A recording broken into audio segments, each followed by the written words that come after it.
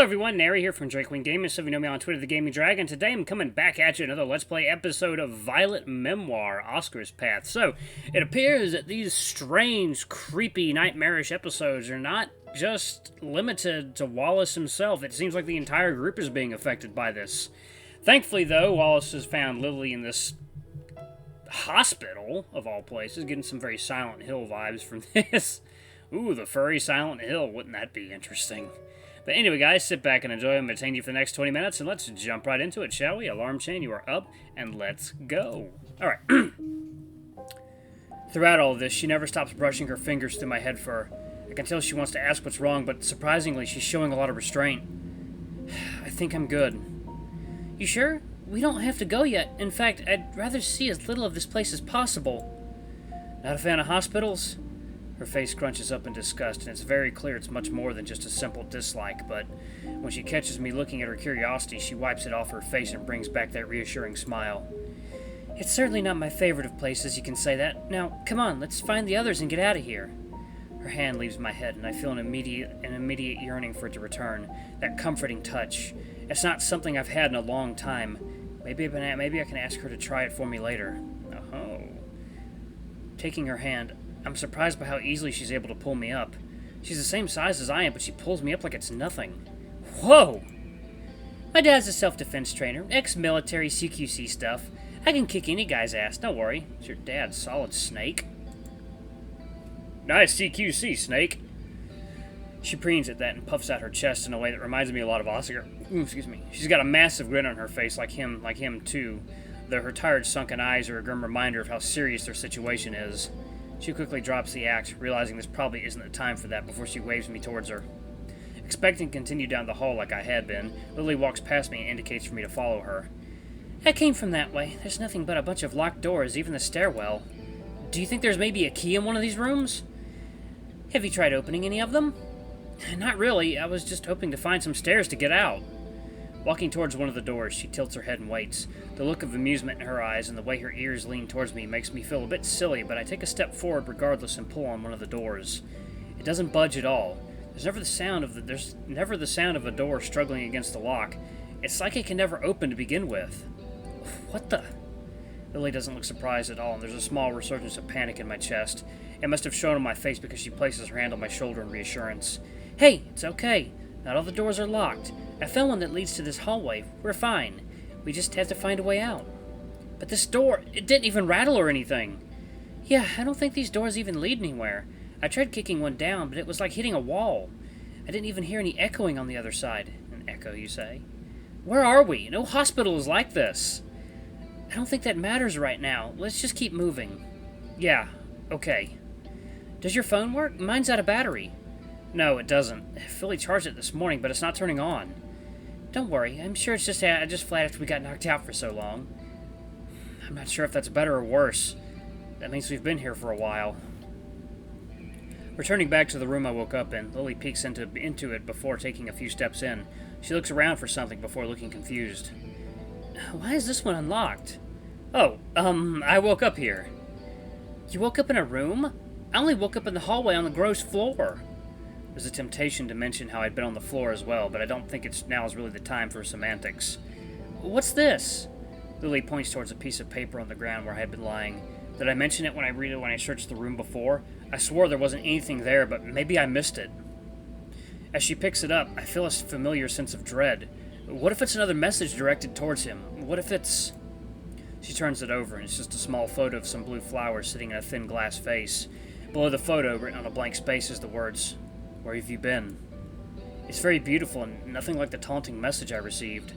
But Lily's gone silent with a somber expression on her face. It's subtle and she's able to keep her ears from drooping, but that smile she wears turns a darker shade of bittersweet.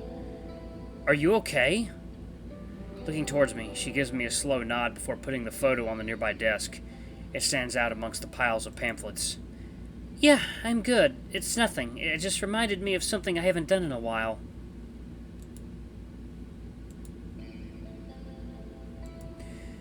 My guess is putting flowers on a grave. That's what I'm thinking of. Man, this is very strange. I'm about to ask her for more details when she motions towards the door, moving and waiting beside it for me to follow. Let's go find the others. I bet Lucas is freaking out. I should ask her what's wrong, but I don't think now's the time. We should be focused on finding the others. So I nod and follow her out and down the hallway, checking doors as we pass them for any give. No luck so far. After what feels like 10 minutes of walking down numerous corridors, we reach a stairwell that makes me excited to finally have anything other than just endless white hallways with the same fake doors. Looks like we're finally getting somewhere. Lily has quickly gotten back to her cheerful self. I can't understand how she's so calm and composed at the moment, let alone smiling. I feel like I'm 2 steps away from a panic attack. Things are going to be fine. Don't worry. She must have sensed my thoughts because now she's resting her hand on my shoulder and giving me that sweet, concerned smile. Yeah, okay, everything will be okay. No need to worry. Trying my chest, I give her a shaky smile. It's not very convincing, but she plays along regardless, pulling away and gesturing to the stairs. There we go. Hopefully these lead somewhere. At the bottom of the stairs, we're confronted by 3 different hallways. By the signs above them, they each lead to a different department. The left hallway leads to the physical rehabilitation therapy department. I've never even broken a bone, let alone had to have physical therapy. That sounds terrifying. The hallway directly opposite to them leads to the emergency room. One second, let me place my phone over here. That place surely has an exit, right? Patients need to access it from the outside. I can't help but be reminded of Oscar's argument with the coach at this moment. It's such a random thought, but if what Coach May says is true, then there's a chance Oscar overexerting himself. There's a chance Oscar's overexerting himself, and a lot. Would he need to be taken care of if he collapses because of it? Would I even be able to lift him there? I don't think I could move someone as large and muscular as Oscar in a hurry. The thought that Oscar could be in front of me and needing my help, but I can't do anything about it is horrific.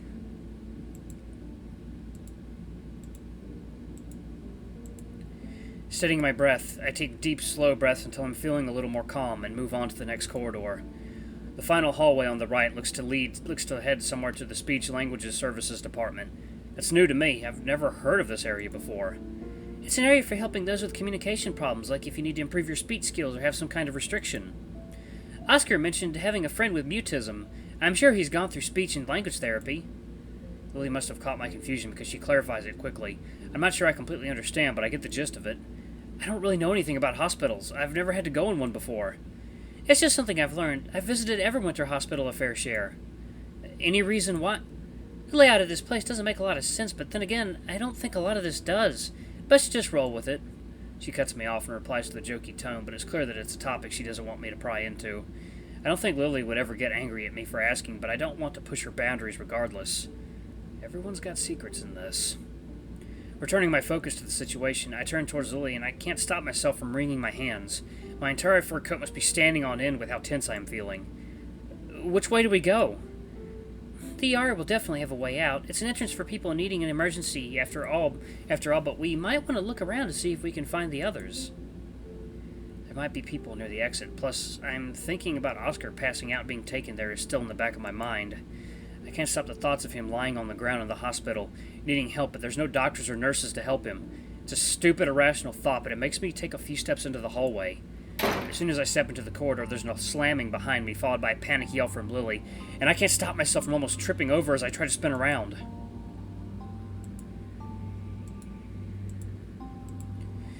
Behind me, where the doorway to the hallway used to be, is a set of large metal bars blocking the exit. It looks like ones you'd see in a jail cell. Wallace, are you alright? What happened? I don't know, the bars just fell from the top of the door. She's speaking quickly, but I can tell she's trying to keep her cool. In fact, it looks like she's managing to calm herself down rather well. I wish I could have that kind of self-control, because right now I can feel my heart racing within my chest and my breathing accelerating to a fever pitch. Reaching up to the bars, they're cool against the pads of my fingertips. A quick tap of my claws confirms they're real and definitely metal. Gripping the bars, I give a half-hearted tug to see if there's any give at all, but quickly stop once I know it's not going anywhere. My upper body strength is weak as it is. I can't move or bend metal bars. Time to go find Oscar. Lily, on the other hand, gives a much more enthusiastic attempt and pulls with all her might. I can see the muscles on her arms tensing and veins pushing the fur in her neck. Eventually, she too gives up with an annoyed grunt, but if there's one silver lining, at least now I know she can easily beat me in a fight. I don't think this thing's budging, sorry. What do we do? Should we wait for help or what? I think it's best we split up here. You go deeper inside. Maybe you'll find someone or another way out, or I'll go down another hallway. Maybe we can meet up along the way. Lily, why are you being stupid right now? Don't be stupid right now, Lily. Don't split up in a fucking Silent Hill-esque horror movie moment. Not good. Not a good idea. The thought of leaving Lily is terrifying. It takes an enormous amount of strength to not burst out into tears right now. But what if you get locked in too?